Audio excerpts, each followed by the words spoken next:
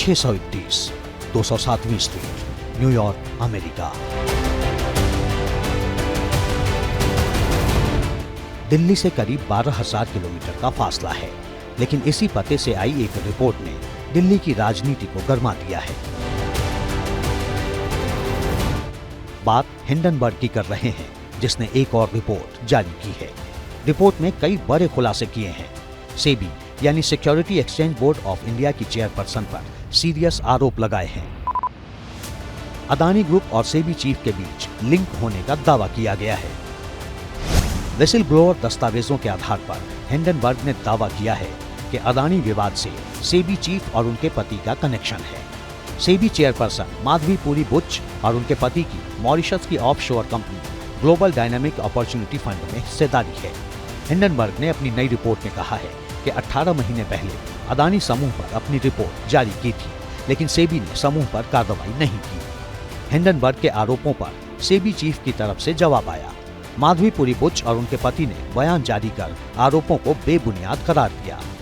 आरोपों में कोई सच्चाई नहीं है। जिस फंड की बात हो रही है उसमें पैसा 2015 में लगाया गया था। उस वक्त मैं और मेरे पति सिंगापुर में रहते थे। साथ ही सेबी का सदस्य बनने से लगभग 2 साल पहले फंड में पैसा लगाया गया था। सेबी ने हिंडनबर्ग को कारण बताओ नोटिस जारी किया था, लेकिन नोटिस का जवाब देने की बजाय हिंडनबर्ग ने सेबी की विश्वसनीयता और मेरे चरित्र हनन का विकल्प चुना है। हिंडनबर्ग के नए इल्जामों को लेकर अदानी ग्रुप की तरफ से भी जवाब दिया गया है। अदानी ग्रुप की तरफ से कहा गया है कि हिंडनबर्ग के आरोप दुर्भावनापूर्ण है।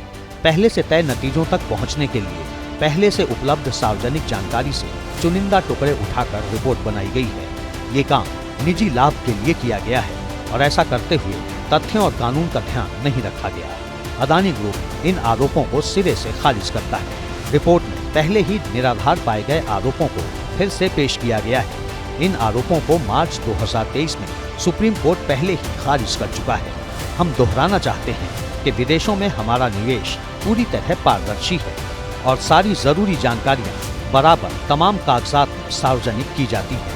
इस शरारत भरी रिपोर्ट में जिन व्यक्तियों के नाम है उनके साथ अदानी ग्रुप का कोई कारोबारी रिश्ता नहीं है। ये रिपोर्ट हमारी छवि को नुकसान पहुंचाने की कोशिश है।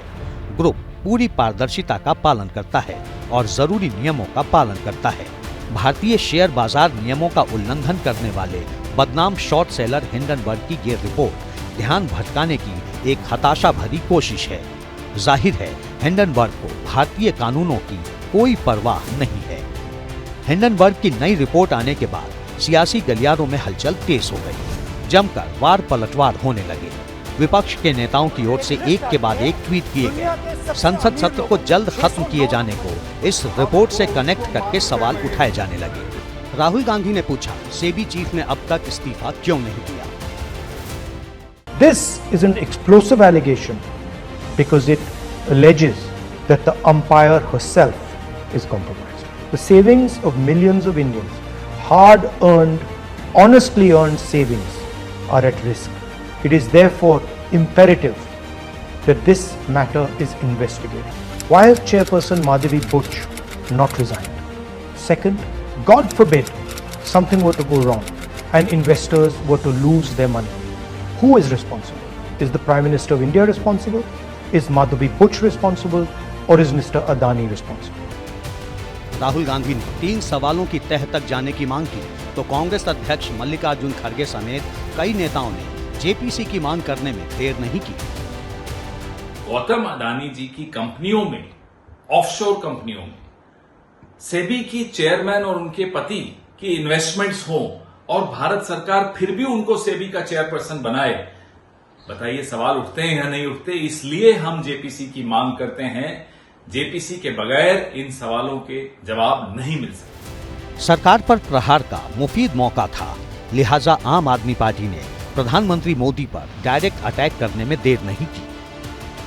सेबी की अध्यक्ष माधवी पुरी बुच और उनके पति धवल बुच ने लगभग $10 मिलियन उन्हीं फर्जी कंपनियों में लगाए हैं जिसकी इनको जांच करनी थी। ये अडानी का घोटाला नहीं है, ये भारत के प्रधानमंत्री नरेंद्र मोदी का घोटाला है, ये भारतीय जनता पार्टी का घोटाला है। हिंडनबर्ग की रिपोर्ट आने के बाद राजनीतिक बयानबाजियों का दौर शुरू हुआ तो बात पटना से लेकर मुंबई तक पहुंची। आरजेडी और उद्धव ठाकरे की शिवसेना ने सरकार को घेरा। माधवी बुच, उसके ऊपर आरोप लगा है कि उनकी इन्वेस्टमेंट है अडानी की कंपनी में, वो यंत्रणाएं किस प्रकार से काम कर रही है और किस प्रकार से भ्रष्ट हो रही है, ये सामने आने के बाद भी अगर सरकार चुप बैठती है तो ये सरकार सबसे बड़ी भ्रष्ट है। इसकी उच्च स्तरीय जांच हो। मैं समझता हूँ नथिंग शॉर्ट ऑफ जेपीसी, दूध का दूध पानी का पानी हो, क्योंकि सिस्टम की ऐसी रिगिंग ये अभूतपूर्व है। अमेरिका की रिसर्च कंपनी के आरोपों पर देश में सियासी वार पलटवार होने लगे। विपक्ष हमलावर हुआ तो बीजेपी ने भी जवाब देने में वक्त जाया नहीं किया।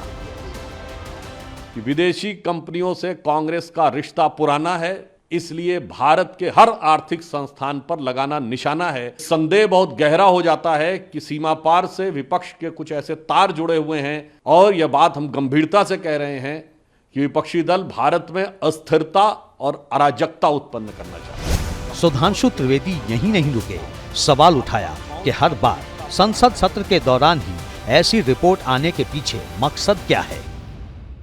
विगत कई वर्षों से जब जब भारत में संसद का सत्र चलता है तब तब विदेश में कोई ना कोई रिपोर्ट छपती है। जनवरी में हिंडनबर्ग की रिपोर्ट बजट सत्र शुरू होने से ठीक पहले आई थी। सारे सीक्वेंस जाके देख लीजिएगा, संसद सत्र के दौरान ही आते हैं।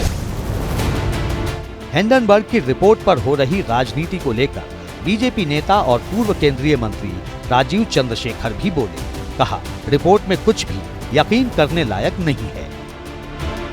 कोई सच नहीं है। इन्होंने झूठ और काफ़ी सारे जो कहते हैं इन्वेंडो, जो उनके ओपिनियंस हैं, जोड़कर एक तरह से उसमें थोड़े बहुत सच्चाई मिलाकर उन्होंने एक कॉन्स्पिरेसी थियरी खड़ा कर रखा है।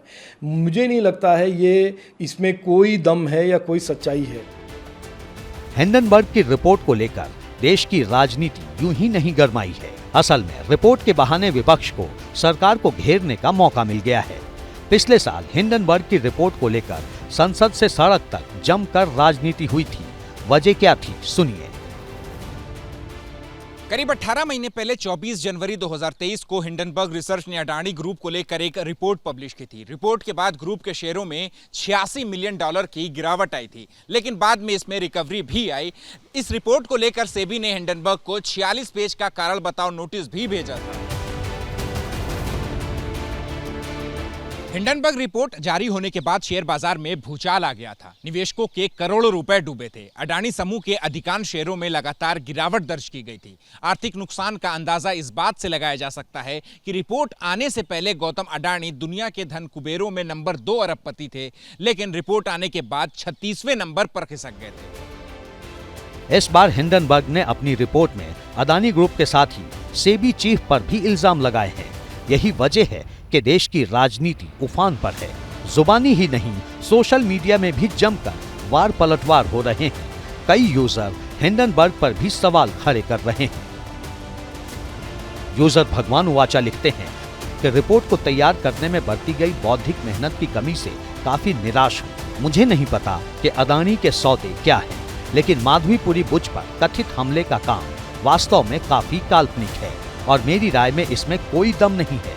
एक और यूजर अजय रोटी लिखते हैं कि वे हितों के टकराव पर सवाल उठा रहे हैं, लेकिन उनकी पूरी रिपोर्ट हितों के टकराव से शुरू होती है। यूजर आलोक भट्ट ने भी रिपोर्ट को भ्रमित करने वाला बता दिया। हिंडनबर्ग की सेबी को लेकर जारी इस रिपोर्ट पर आलोक भट्ट नामक यूजर ने 10 पॉइंट्स के जरिए समझाते हुए इसे झूठा करार दिया है।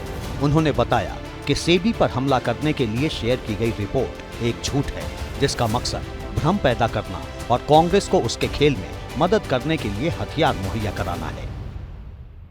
हिंडनबर्ग की रिपोर्ट के बाद जिस तरह से बयानबाजी का दौर चल रहा है, उससे साफ है कि राजनीति का पारा अभी और चढ़ेगा। लिहाजा ये जानना भी जरूरी है कि आखिर ये हिंडनबर्ग है क्या।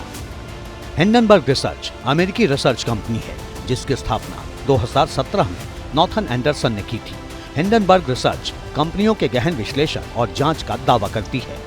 सार्वजनिक रूप से मौजूद data, financial report, legal documents, interview और अन्य सोर्सेज का इस्तेमाल करती है। मकसद उन कंपनियों की खोज करना है जो गलत काम, धोखाधड़ी या गलत बयानी में शामिल हो सकती हैं। इस कंपनी का हेडक्वार्टर अमेरिका के न्यूयॉर्क में है। हिंडनबर्ग नाम 6 मई 1937 में न्यू जर्सी के मैनचेस्टर टाउनशिप में हुए हिंडनबर्ग एयरशिप एक्सीडेंट के नाम पर रखा गया है। हिंडनबर्ग हादसे को ही आधार बनाकर शेयर बाजार और निवेश में गड़बड़ी की जांच के लिए नॉर्थन एंडरसन ने कंपनी बनाई और नाम दिया हिंडनबर्ग, जो दावा करती है कि हिंडनबर्ग हादसे की तर्ज पर शेयर बाजार में हो रहे गोलमाल और गड़बड़ियों पर निगरानी रखते हैं। उनकी पोल खोलना और सामने लाना मकसद है, लेकिन सच्चाई क्या है ये एक्सपर्ट से सुनिए। सेबी के जो आला कमांड है, जो हाई कमांड है, उनके ऊपर अटैक करे और ऐसा मुद्दा उठाए जिसे विपक्ष और जो यहाँ की जो राजनीति है उसके अंदर में मुद्दा उठे और बार बार जेपीसी एक रट लग जाए कि भाई अर्थव्यवस्था को नुकसान पहुँचे।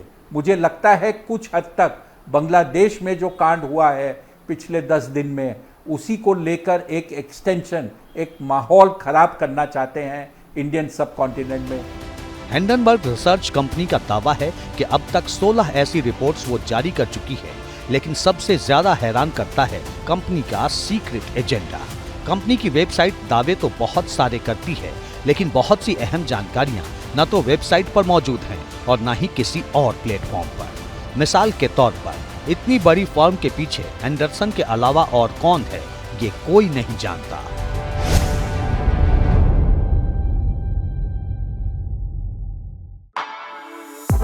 For exclusive and insightful videos, subscribe to our new channel ABP Live Premium.